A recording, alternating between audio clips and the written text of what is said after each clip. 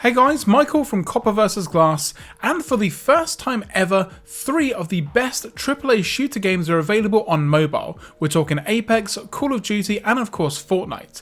Today we're going to be taking an in-depth look on the gameplay, features, and just in general which one comes out on top, so let's take a look. Now all of these games are going to be played on my Galaxy S22 Plus. It's one of the newest devices out at the moment, so in regards to the GPU, CPU, and just in general overall performance, it should be up there with some of the best. Now while all of these games do have touch controls, as you may know, it's not necessarily the best, especially for a game like Fortnite with building, or Apex with that fast movement, or just in general some of the hectic gameplay that you get from playing Call of Duty. So for me, I always use a controller, and it's the Xbox Series S controller. It pairs perfectly fine using Bluetooth to pretty much any Android or iOS device, and that's going to be my controller of choice today.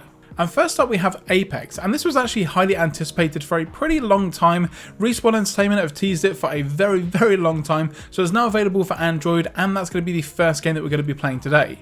Now with regards to the graphical settings, I've kind of tuned each individual game to what I think the S22 Plus can actually do, and also from playing the games and having to reduce and change some of the settings, this is what I'm using overall for each individual game. So for Apex, this is going to be played on the graphics quality of Ultra HD, the frame rate is going to be very high or around 60 frames a second, adaptive smoothing is going to be off, and the field of view or the FOV is going to be a 109.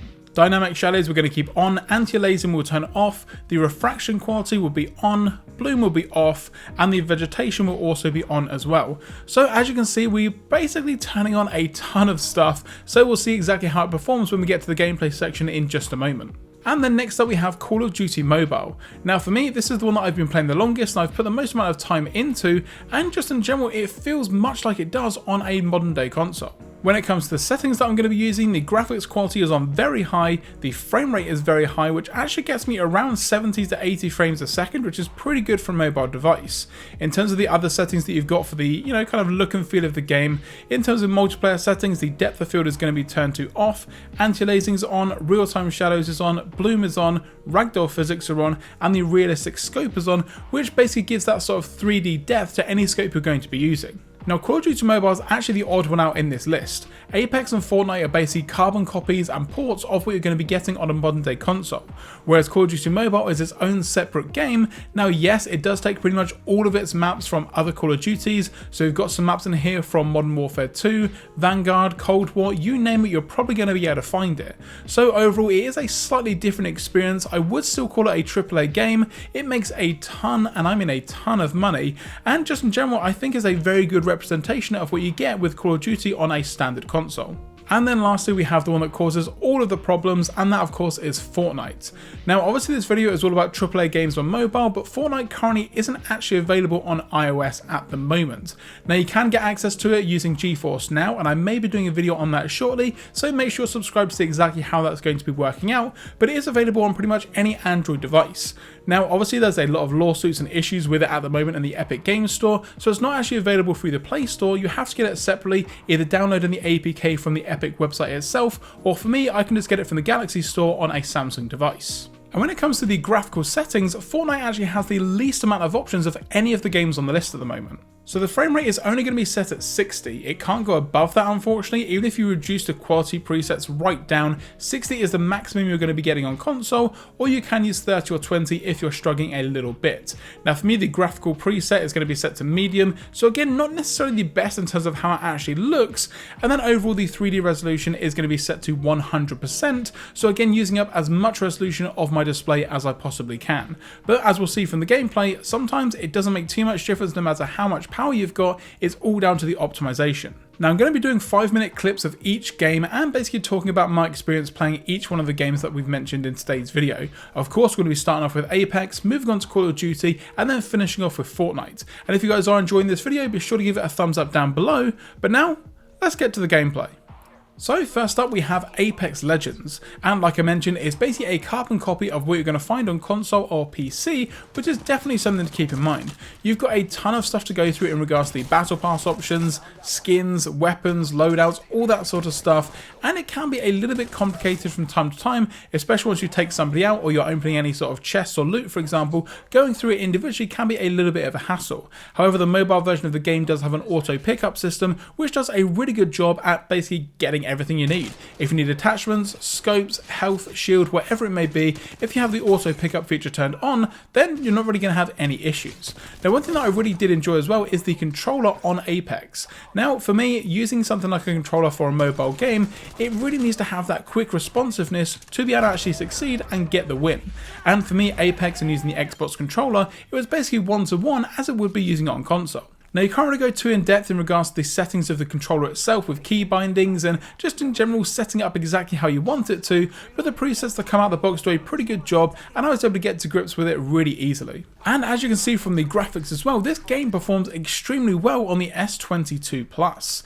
Now for me, I didn't necessarily like the fact that it was a lower resolution and the anti-aliasing and just certain aspects of it were very blurry or just in general looked very pixelated from time to time, but overall the gameplay itself was very fast and fluid. I didn't really have many issues at all, and even on a smaller screen like a mobile device compared to a TV or PC monitor, I was able to see enemies fine, ping things, tag things, pick up any loot that I needed to, and everything on screen is really easy to read as well. However, as with pretty much all mobile games, especially the first-person shooter or just in general competitive shooters like the three we're mentioning today, it's pretty much a bot lobby. This is probably the best that I've ever done in any game of Apex that I've ever played, and that's because I'm pretty sure most of the people that I came up against were either using touch controls, whereas I had a controller, or they were just bots used to fill out the lobby. So that is definitely something to keep in mind. Obviously, when you're playing on something like console or PC, the actual player base is absolutely massive, so the chances of coming across a bot or just in general, you know, someone that's using a lesser form, if you're on mouse and keyboard, chances are they're using mouse and keyboard, same with controller. Whereas with this, there is definitely that chance where if you're using controller, you're going to come up, you know, against someone that's going to be using a touchscreen, and it's definitely a worse experience overall, so it's going to be a very easy kill for you at the end of the day.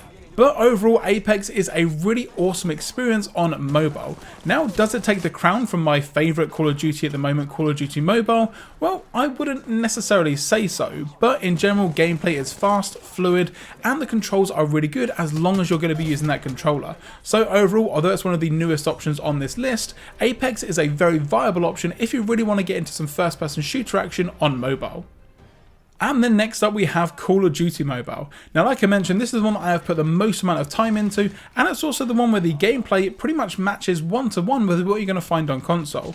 Obviously, you've got the option in regards to multiplayer of unlocking different weapons, leveling them up, getting all the attachments that you need as well, and you do also have some different options as well, like Battle Royale, which is basically taken directly from Call of Duty Blackout, if you remember that from Call of Duty 4. So again, you've got multiplayer and also that Blackout experience all in one package. Now, where I mentioned that there were bots beforehand with Apex, in Call of Duty, I'm pretty sure that most of the lobbies that I'm coming up against are going to be bots. And you can kind of tell that because if ever there is someone that isn't a bot, chances are they're going to be able to kind of come after you pretty quick. Now, the bots themselves, they do just run around a little bit like headless chickens, and they're kind of easy cannon fodder at the end of the day, but it's still a pretty fun experience. Getting your cool streaks and using your custom loadout and just in general getting the highest score that you can and the best KD, it's still a pretty good experience even if the players that you're coming up against aren't necessarily real. Now, one of the big selling points for me and Call of Duty Mobile in general is going to be the map selection. You have got a ton, and I mean a ton of maps to choose from, even going back to something like Crash from Call of Duty Modern Warfare. You've got multiple variants of Nuketown, plus also some newer maps from Call of Duty Vanguard and also Black Ops. So, in general, you've got a ton of variety in regards to weapons, maps, gameplay, different game modes. You've got Domination, Team Deathmatch, Search and Destroy, and also Battle Royale, plus a ton more. Call of Duty Mobile could be a whole video in itself. So overall for me, if you are looking at getting into mobile gaming with a AAA experience, then for me, Call of Duty is the easiest option to recommend. And it's also one of the better options in regards to the touch controls as well. You've got some auto fire modes as well that do really help out, but again, as always with any mobile game like these, I would still recommend a controller. And then lastly on this list, we do have Fortnite. Now, for me, Fortnite was a massive disappointment. The last time I really played Fortnite Mobile, I've tinkered around with it in the past on Android, but the last time I actually used it was when it was still available on iOS and I had it on my iPad Pro. Now, that was giving me up to 120 frames a second with medium graphics settings, and it looked absolutely incredible, whereas as you can see here, using it on my S22 Plus, which by the way is a 2022 device, a brand new device, it still doesn't look great. And it wasn't necessarily that it was running at a low frame rate, it was still running at 60, but it would hiccup every now and then. If you look at the frame rate counter up in the top right hand corner, you're going to then see that basically it just dips. It goes from 60 to 40 to 30 to 20 to 60 to 20 to 60, and I'm not really sure why. Overall, the gameplay experience is going to match what you're going to find on console and PC, so that includes the battle pass, item shop, and all that kind of stuff as well. And just in general, the control scheme, obviously the new no build mode, which is my preferred way to play these days. Overall, it's still a pretty good experience, but it's just kind of brought down by technical difficulties. And that's not really something that I expected on a brand new flagship device. Now, obviously there's been a ton of stuff in the news recently about the Galaxy S22 and how it performs with games, but after it ran so well with Apex Legends and Call of Duty Mobile, for me this seems like more of a Fortnite issue than it does an actual phone issue, which is a little bit of a disappointment. Again, when it was available on iOS, this was probably one of the smoothest and most, kind of true to life AAA experiences, whereas now, for some reason, it just doesn't feel the same, and I don't really find myself playing it at all, if ever. And yes, I may install it for a video and play it for a brief period of time, but then after all, I'm going to uninstall it, get my 7 GB of memory back, and not really play it for that much longer. Which is a bit of a strange contrast because it's pretty much the only competitive shooter that I play on my actual Xbox. I've been playing Fortnite pretty much since it came out. It's probably my favourite game at the moment, but on mobile it's definitely a no-go for me. Now, don't get me wrong, your mileage may vary. If, for example, you have the Snapdragon version of the Galaxy S22 as opposed to the Exynos version that I've got, you may have a better experience overall, but for me, in regards to those technical difficulties, those frame dips, and just in general the stuttering and sort of kind of lag that I was finding, it's kind of bottom of the list. And just in general, I don't find myself playing it as much as I do Call of Duty and now Apex. And that's going to do it, guys, for this video all about AAA shooters on Android. Now, let me know in the comments section down below which one you guys are playing at the moment. For me, it's definitely Call of Duty Mobile. However, I have seen a ton of people picking up and playing Apex, and of course Fortnite is still there in the background, but like I mentioned in this video, not for me at the moment with all of those technical difficulties. If you guys enjoyed this video, be sure to give it a thumbs up down below.